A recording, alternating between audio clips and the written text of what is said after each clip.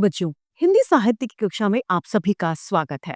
हिंदी साहित्य की कक्षा 3 का अध्याय संख्या 2 भाप का इंजन आज हम पढ़ने जा रहे हैं। हिंदी साहित्य हमें सिर्फ बोलना यानी भाषा ही नहीं सिखाती, अपितु जीवन जीने की कला, उसके महत्व और मूल्यों से भी हम सभी को अवगत कराती है। तो आइए इस अध्याय को प्रारंभ करते हैं।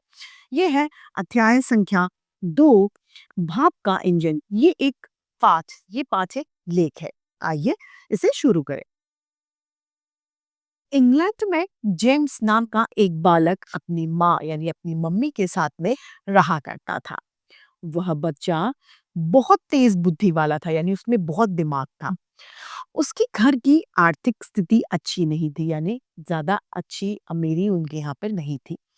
वे अपने घर का खर्च बड़ी मुश्किल से चला पाते थे, आमदनी उनकी अच्छी नहीं थी। जेम्स बहुत सोच विचार करने वाला लड़का था। वह घर की टूटी फूटी चीजों से काम की नई चीजें बना लिया करता था, यानी वो जुगाड़ू व्यक्ति था। माँ इससे बहुत खुश होती थी। उसका दिमाग हमेशा किसी न किसी बात में उलझा रहता था, वो कुछ ना कुछ सोचता रहता था। इस कारण कई काम खराब हो जाते थे। तब उसे अपनी माँ की डांट भी सुननी पड़ती थी, क्योंकि काम खराब होता था तो माँ उसे डांटती थी। लेकिन इससे जेम्स के व्यवहार में उसके बदलाव नहीं आया। उसकी किसी भी प्रकार की एक्टिविटी में कोई चेंजेस नहीं आए। एक दिन उसकी माँ ने एक बर्तन में पानी डालकर अंगीठी पर उबलने के लिए रख दिया। अंगीठी एक साधन होता है जिससे लकड़ियों के ईंधन के माध्यम से जलाकर उस पे खाना भी पकाया जाता है। माँ को कुछ काम से थोड़ी देर के लिए बाहर जाना था। जेम्स से उन्होंने बर्तन का ध्यान रखने के लिए कहा और वह बाहर चली गई। जेम्स घर के सामने बैठा उब रहा था, यानी बोर हो रहा था। सोच रहा था कि काश वह भी खेलने के लिए मैदान में होता तो कितना मजा आता। तभी उसे कुछ सुनाई पड़ा। बुद बुद बुद बुद बुद, यानी पानी के उबलने की आवाज थी ये। फिर वह सोचने लगा, पता नहीं माँ कब तक आएगी और उसे कब तक ऐसे ही बैठना पड़ेगा। बुद बुद बुद बुद, उसे फिर से वही आवाज सुनाई पड़ी। अब वह चौकन्ना हो गया, यानी सतर्क हो गया। आवाज का पीछा करते हुए उसकी आंख बर्तन पर जाकर टिक गई। ओह, तो यह आवाज बर्तन की आ रही है, उसने सोचा।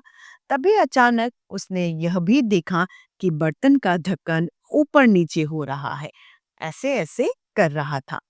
जेम्स को बहुत आश्चर्य हुआ, बहुत हैरानी हुई। आखिर यह ढक्कन कैसे हिल रहा है? पास जाकर देखा तो उसे ढक्कन के चारों तरफ उबलते हुए पानी की भाप यानी स्टीम दिखाई दी। उसने सोचा, यह भाप तो ढक्कन को हिलाती है। क्या करती है? ढक्कन को हिला रही है। आखिर इसमें कितनी शक्ति होगी? यह सोचकर उसने पत्थर का एक टुकड़ा ढक्कन के ऊपर रख दिया। ढक्कन का उठना गिरना कम हुआ। कुछ देर बाद फिर ढक्कन जोर से उछला और पत्थर का टुकड़ा जमीन पर गिर गया, क्योंकि उसमें भाप ज्यादा बन गई। यह देखकर जेम्स हैरान रह गया। वह फिर से पत्थर का टुकड़ा, एक बड़ा टुकड़ा लाया और उसने फिर से वो ढक्कन के ऊपर रख दिया। आवाज फिर बंद हो गई और कुछ देर बाद ढक्कन फिर से हिलने लगा। जब तक जेम्स वह पत्थर का टुकड़ा हटाता, पत्थर ढक्कन उछला और पत्थर सहित दूर वो जाकर गिर गया। जेम्स की आंखों जेम्स की आंखें आश्चर्य से फैल गई, यानी अब उसे बहुत ज्यादा अचंबा हुआ। क्या है ये? क्या है? वो सोचने लगा, क्या भाप में इतनी शक्ति होती है? जेम्स ने इस पर बहुत सारे प्रयोग किए और अंत में यानी आखिर में उसने ये पाया कि भाप में इतनी शक्ति होती है कि वह किसी इंजन को भी खींच सकती है। किसको खींच सकती है? किसी इंजन को भी खींच सकती है। बड़े होने पर जेम्स ने भाप से चलने वाला संसार का पहला इंजन बनाया। शुरू शुरू में इससे छोटे छोटे काम ही लिए जाते थे। बाद में इसे इतना शक्तिशाली बनाया गया कि यह ट्रेन को भी खींचने लगा, यानी भाप से फिर इंजन भी बन गए। तो इसी के साथ हमारे हिंदी साहित्य की कक्षा आज यही समाप्त होती है। फिर से हिंदी साहित्य में ऐसे रोचक अध्याय लेके आपके समक्ष प्रस्तुत होते रहेंगे। आज के लिए इतना ही। फिर मिलते हैं। धन्यवाद।